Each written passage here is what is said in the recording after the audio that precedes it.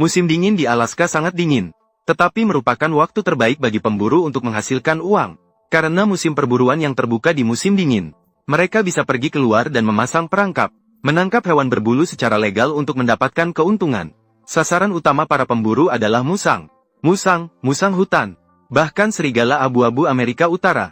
Harga bulu hewan-hewan ini mahal, baik untuk penggunaan pribadi maupun dijual. Keduanya bagus. Untuk menangkap mereka, perlu menyiapkan umpan yang baik. Hampir semua hewan pemakan daging. Mereka semua menyukai rasa daging berang-berang.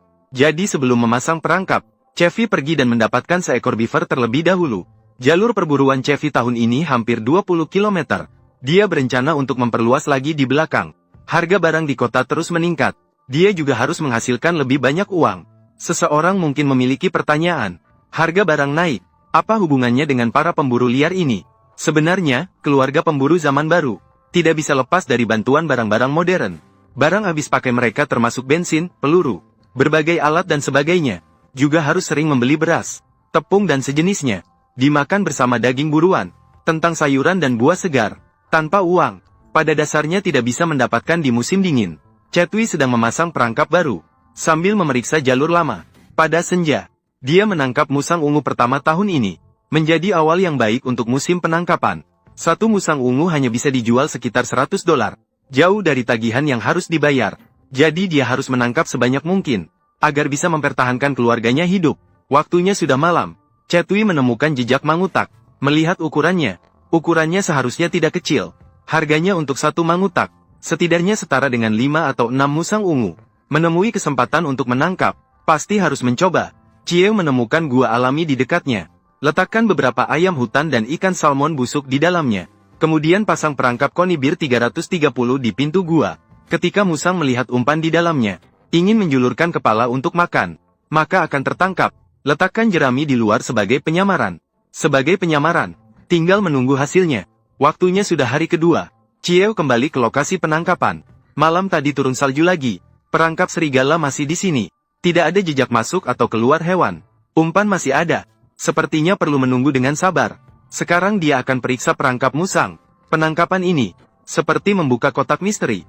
Tidak ada yang bisa menebak apakah tempat berikutnya akan berhasil. Dia melaju cepat di sungai Inoko. Dengan cepat dia sampai di salah satu perangkap musang. Melangkah di atas salju setebal lebih dari 1 meter. Masuk ke semak belukar di sebelah. Sepertinya dilakukan oleh burung. Namun umpan sudah habis dimakan. Sepertinya bertemu dengan seseorang yang cerdas. Setelah mengatur ulang perangkap, dia bergegas ke lokasi berikutnya. Menangkap sesuatu dengan perangkap dan tidak mendapat hasil adalah hal yang biasa. Jadi, sikap harus tenang. Melanjutkan perjalanan. Umpan lagi-lagi dimakan. Melihat jejak yang ditinggalkan di lokasi. Sepertinya dilakukan oleh burung. Tidak ada cara yang baik untuk situasi ini. Hanya bisa mengatur ulang. Namun kali ini dia tidak menggunakan ikan salmon busuk, melainkan diganti dengan daging ayam hutan. Semoga burung kecil tidak suka dengan aroma sejenis. Setelah selesai di sini, melanjutkan perjalanan. Setelah perjalanan yang panjang, datang ke lokasi lain. Di sini terdapat perangkap kotak, namun penjepit di pintu sudah menghilang, dan umpan di dalamnya juga hampir habis. Di atas perangkap terikat kawat baja. Seharusnya tidak akan merusak pohon. Perlahan-lahan tarik keluar dari salju. Menemukan perangkap tidak hilang, dan berhasil menangkap seekor musang ungu.